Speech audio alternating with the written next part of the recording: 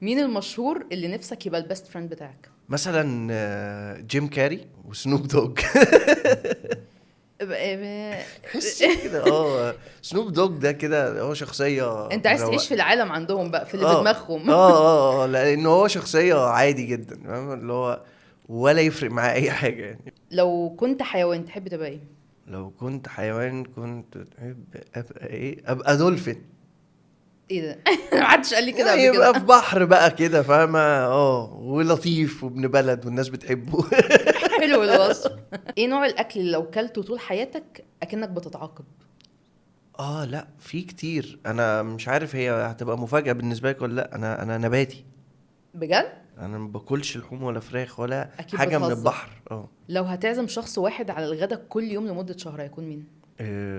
احلى مسا عليك يا امي. اخد امي. احلى مسا يا طنط. ايوه يا باي ماما. باي. ايوه اخد امي.